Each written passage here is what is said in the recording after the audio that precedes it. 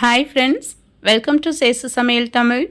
இன்றைக்கி நம்மளோட சேனலில் சிக்கனோட சுவையில் மீல் மேக்கரை வச்சு ஒரு சூப்பரான மீல் மேக்கர் 65 பார்க்கலாம். அதுக்கு முன்னாடி நீங்கள் இப்போ தான் நம்மளோட சேனலை ஃபஸ்ட் டைம் பார்க்குறீங்கன்னா சேசு சமையல் தமிழ் சேனலை சப்ஸ்கிரைப் பண்ணி பக்கத்தில் இருக்கிற பெல் சிம்பலையும் கிளிக் பண்ணி ஆளுங்கிற ஆப்ஷனையும் கொடுத்துடுங்க. வாங்க இப்போ வீடியோக்குள்ளே போயிடலாம். அதுக்கு ஒரு பாத்திரத்தில் நம்ம தண்ணியை கொதிக்க வச்சுக்கலாம். இப்போ இந்த கொதிக்கிற தண்ணியில் நான் இங்கே 150 கிராம் அளவுக்கு மீல் மேக்கர் எடுத்து வச்சுருக்கிறேன். அதை சேர்த்துக்கலாம். இப்போ இந்த தண்ணியில் நல்லா மிக்ஸ் பண்ணி விட்டுட்டு இதை ஒரு 2 நிமிஷம் அப்படியே இந்த தண்ணியில் கொதிக்க வைக்கலாம். அப்படி கொதிக்கும்போது மீல் மேக்கர் உள்ளே நல்லா சாஃப்டாக இருக்கும். இப்போது ஒரு 2 நிமிஷம் ஆயிடுச்சு. நம்ம மீல் மேக்கரெல்லாம் வடிகட்டி தனியாக எடுத்துக்கலாம்.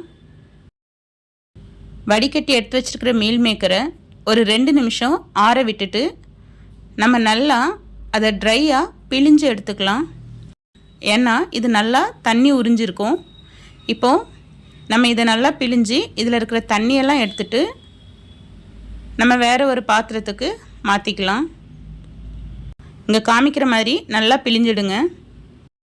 இப்போது நான் எல்லா மீல் மேக்கருமே நல்லா பிழிஞ்சு தனியாக எடுத்து வச்சாச்சு. இப்போ இதில் 1 டேபிள் ஸ்பூன் அளவுக்கு இஞ்சி பூண்டு பேஸ்ட்டு சேர்த்துக்கலாம். இது கூட 1.5 டேபிள் ஸ்பூன் அளவுக்கு தயிர் சேர்த்துக்கலாம். கூடவே 2.5 டேபிள் ஸ்பூன் அளவுக்கு கார்ன்ஃப்ளவர் சேர்த்துக்கலாம்.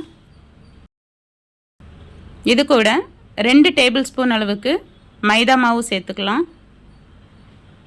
இதுக்கு தேவையான உப்பு சேர்த்துக்கலாம்.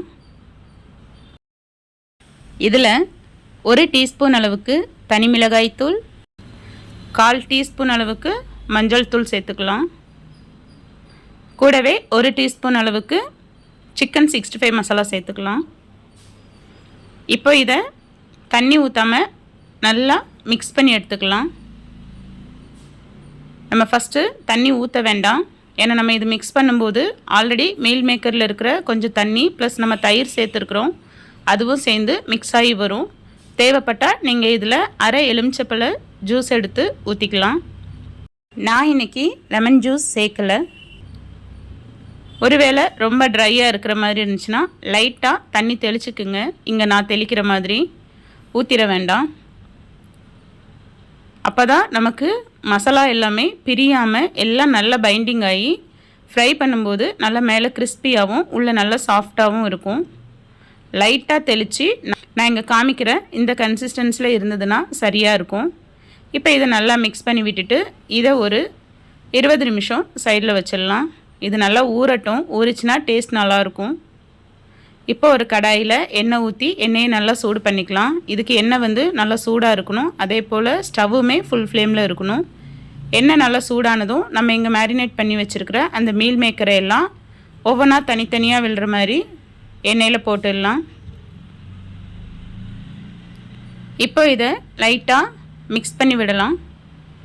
ஒன்றோட ஒன்று சேர்ந்து இருந்ததுன்னா லைட்டாக அதை பிரித்து விட்டுக்கலாம். இதை நல்லா அப்பப்போ மிக்ஸ் பண்ணி விட்டுடலாம். ஃபுல் ஃப்ளேம்லேயே வச்சு பண்ணுங்கள். நம்ம ஸ்டவ்வை கம்மி பண்ணிட்டோம் அப்படின்னா இது நல்லா ஆயில் உறிஞ்சிக்கும்.